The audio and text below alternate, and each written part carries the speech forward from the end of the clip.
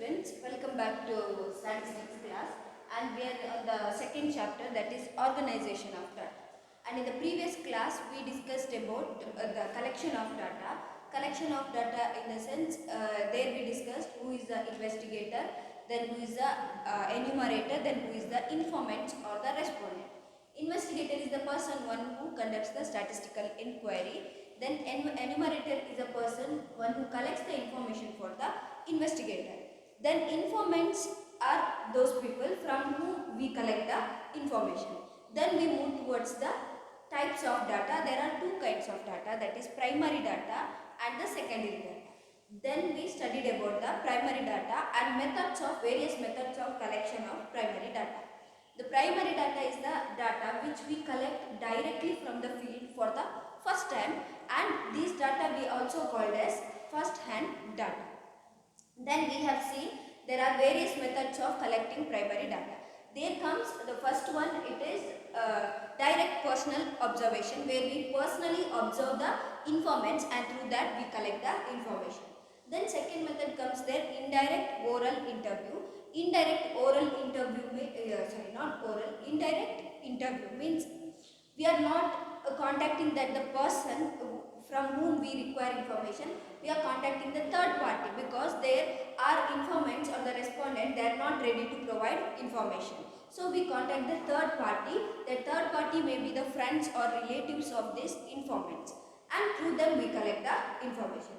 Then third one, that information through agencies. We set up various agencies, from them we collect the information. This is when we require the regular intervals from the wide or the large area. Then the next one, it is mailed questionnaire method. Mailed questionnaire method means we prepare questionnaire, and that questionnaire we send through post. We send that questionnaire to the informants, and they have to fill that questionnaire and they have to send it back to the investigator. Through that we collect the information. Then the next one, it is the last one, that is schedule sent through enumerators.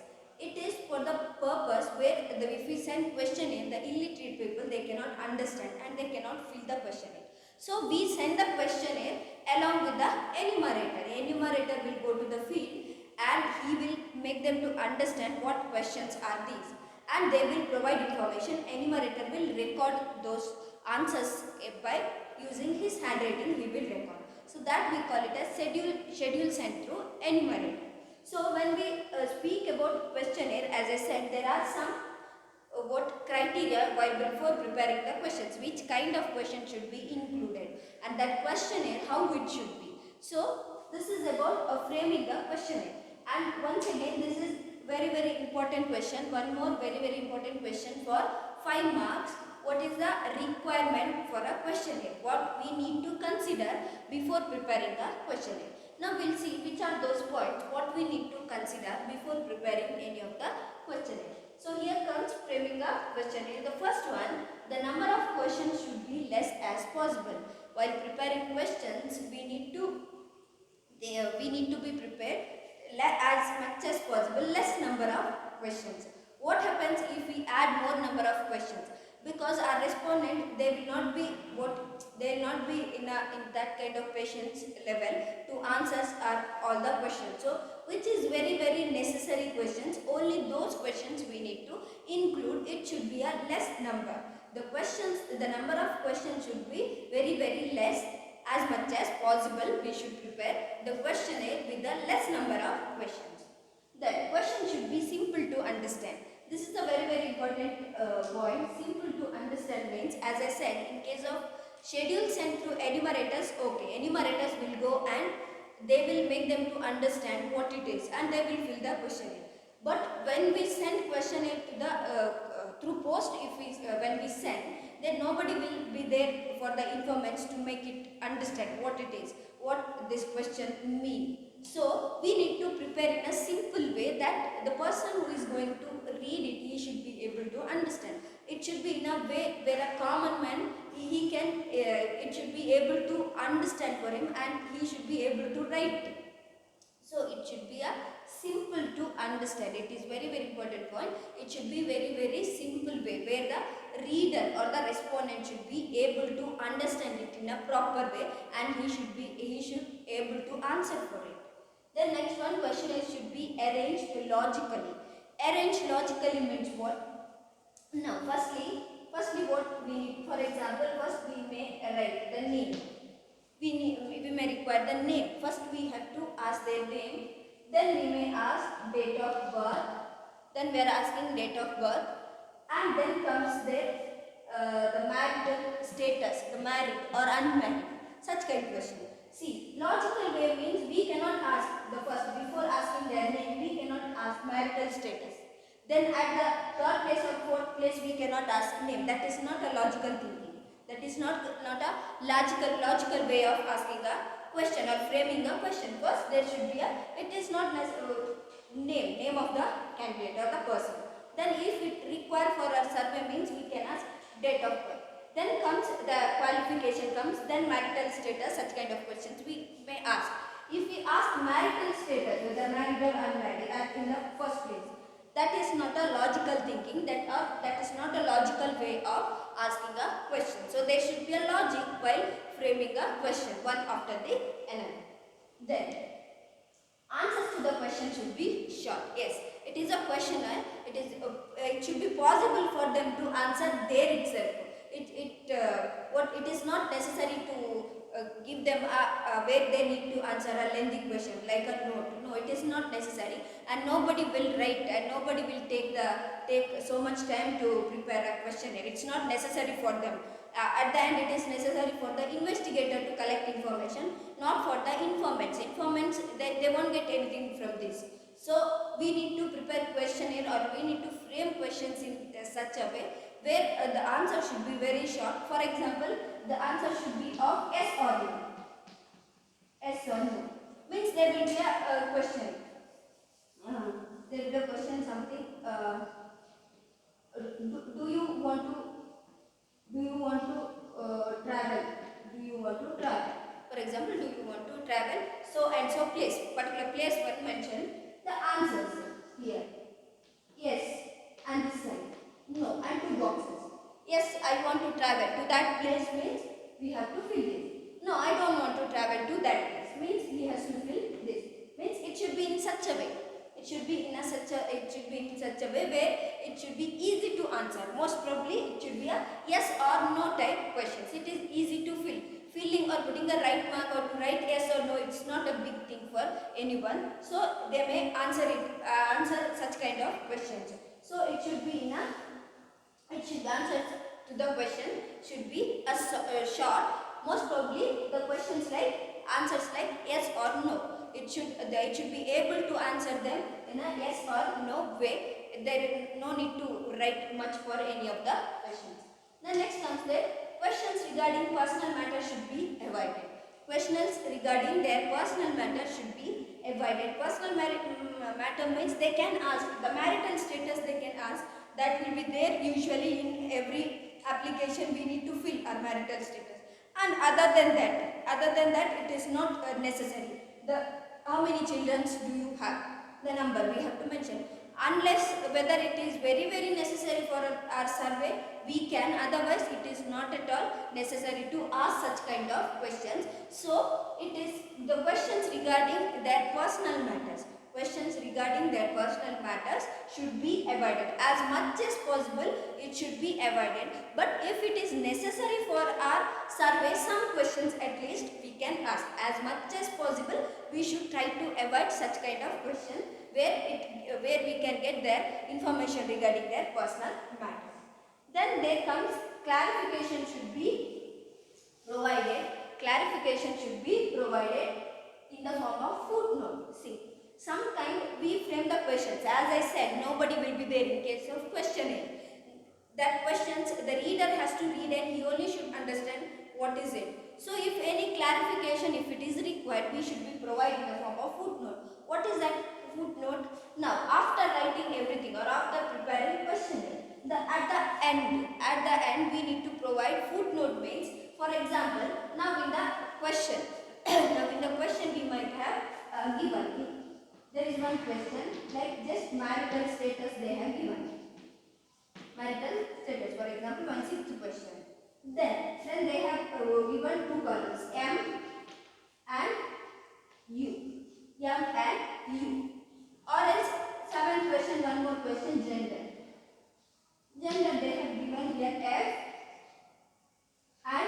M, and two boxes are there. See, they did not write, just they have stated particular letter they have stated. So in the footnote, at the end footnote, we have to write there what that M means. We have to write there like M is equal to married, M is equal to married, and U is equal to unmarried, U is equal to unmarried.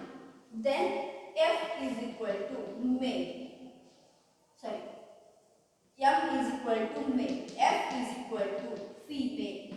So that clarification we should provide at the end in the form of footnote. This we call it as footnote, where we provide clarification.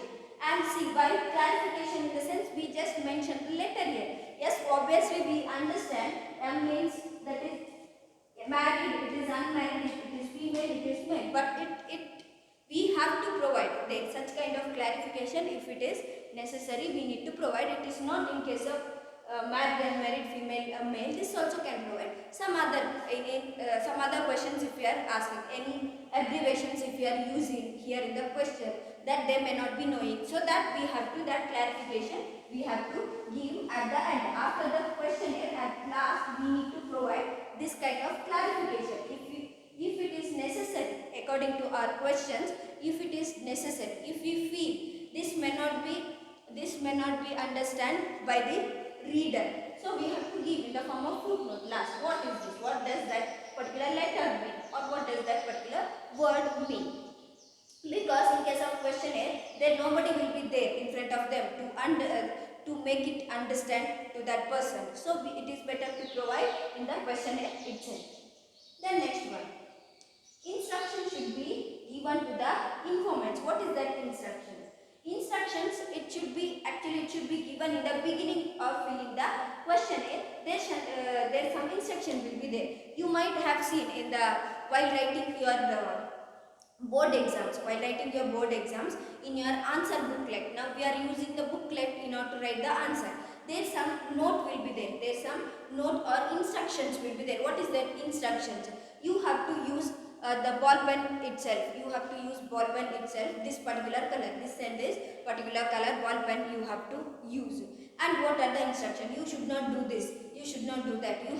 You are not allowed to carry this. You are not allowed to carry that. And write question numbers properly. So such things are instructions. If such things are necessary, we have to provide before filling the questionnaire. In the beginning, we have to provide such kind of instructions. If any such instruction, if it is there, that we need to provide before writing before filling that particular questionnaire. Then, 8th one, mathematical question should be avoided. We should not include any kind of mathematical question where they need to calculate in the question. Such kind of questions we should not include because it is not necessary and it may not be able to understand by them what kind of question is this and with what method we need to follow or what technique we need to follow. So it is better to avoid mathematical kind of questions. Then next comes there, a questionnaire should be attractive. We need to prepare questionnaire in such a way that a person who writes it, he should feel that yes, I need to fill this particular question. I find it very, very interesting. We need to include such kind of questions where our reader or the informant, he feels that this particular questionnaire is very, very interesting. I have to write this questionnaire or I have to fill this particular questionnaire. Then last one comes there, information supplied by the informants should be kept confidential. And here one more important point, that whatever information we get from the informants, as I said, they need to fill all this information, their name, date of birth, their qualification and their marital status and other questions if it is required, we ask them. So whatever information we get from each individual, that information we should maintain it in a confidential, because we should not leak it to anybody else. They may misuse it. If it leak outside, they may misuse it. So we have to maintain it confidential. What information provided by our informants. Then one more points are there, I did not write here. Whatever information they provide there, it should be able to cross verify. We should be able to cross verify. Simply we cannot include whatever they answer. We cannot include in the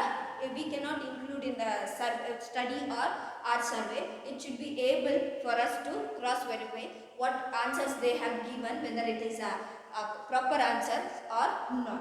So this is about the framing a questionnaire. So these are the points which comes under before preparing the questionnaire. So we need to take into mind, or we should be knowing before preparing questions, all these points, that it should be an attractive one and less number of questions should be there, and it should be simple to understand, and we need to frame in a logical way, and answer should be in a short form, and any instructions or any clarification if it is necessary we have to provide.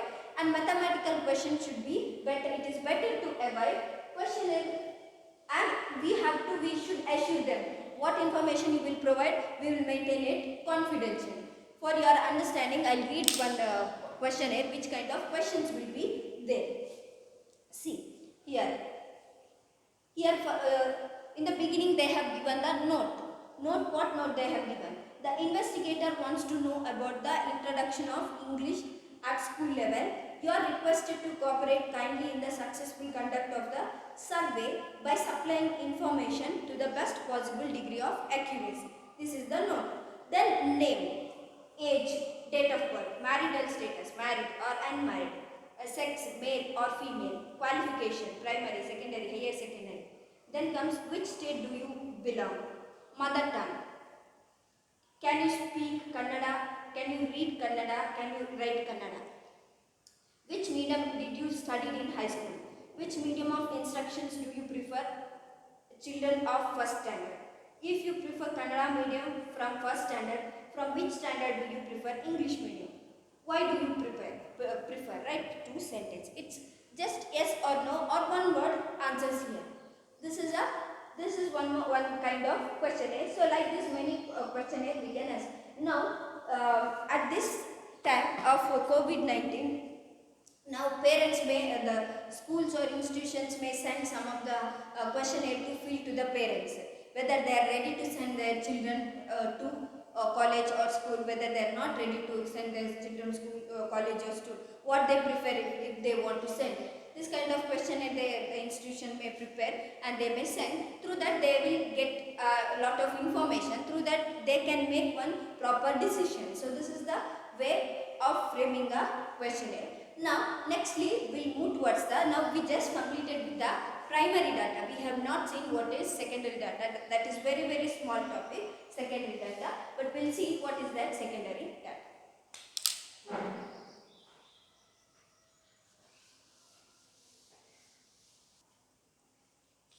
Now we know that what is primary data. Primary data which we directly collect from the field for the first time.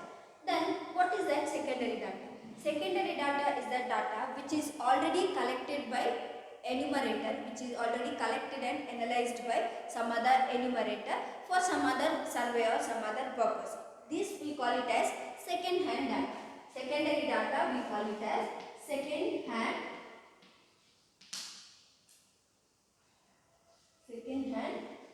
data. Why do we call it as second hand data? Because it's already collected and used by somebody else or analyzed by somebody else. So we call it as second hand data. That is first hand data because we are going to the field and we are collecting it for the first time. So it's first hand data. So what do you mean by secondary data means? Secondary, it is the data which is already collected by some other enumerator, or which is already collected and analyzed by some other enumerator, and it is also called as second hand data. Then which are the sources of secondary data? From where do we get that secondary data? There are two sources, that is published data and unpublished data, or else you can published data and unpublished data. Published data is the data which we publish. It might be in the newspaper. Anything which is published, means which is publicly they can view that information, that we call it as published. So any information which is published, that is called as published data. The information might be published in newspapers, or it might be published in magazines, or it might be published in any of the journals or any of the websites, anything. What through that what information we get, that we call it as published data. Now for example, we require some information. We are doing something or we are finding something. We require information. What we do, we go to Google and we type and we get information. How we get information? Because it's published in a website or in any of the site, it is published, so we get information. So such informations are second hand data. It is not, we did not find information. Somebody else found such informations and they published somewhere. And some other purpose, we go to library and we refer some of the book. For example, for teaching purpose only, we go to library and we refer some other books, and which we refer some books which are written by somebody else, and that information found by them, we are using it, that's it. So it is a secondary data for us. It is not primary data because we are not finding it. So such kind of any information, newspaper we are referring for some purpose, some magazines we are referring for some purpose. So that's all are secondary data. Now next one, unpublished data. These are the data or these are the information, but these are not published. For example, any of the records maintained by any of the government offices, by municipal corporations or panchayat office or any of the institutions. See, your marks card or your detail, those who studied in this particular institution, your detail will be, that is the information or record, the detail or your marks details, that those are information or those are data or information, but these information will not published anywhere. They will not published in any of the newspaper, they will not published in any of the website, but these are the data which will be in unpublished format, These are published anywhere. If anybody can go and refer this, but unpublished means we need to go to that particular place only, and it will be maintained in the form of some records. So that we call it as unpublished data. So this is regarding secondary data. It is very small topic. Here you can expect question. What do you mean by secondary data? It is the data which is already collected by some other enumerator, and it is also called as second hand data. Which are the two sources of secondary data? That is published source and unpublished source. So this is regarding secondary data. Now nextly, there are different kinds of survey or different methods of surveys are there that we can study. But for today's session, we can wind up here, and tomorrow we'll discuss about some other topics under the same chapter.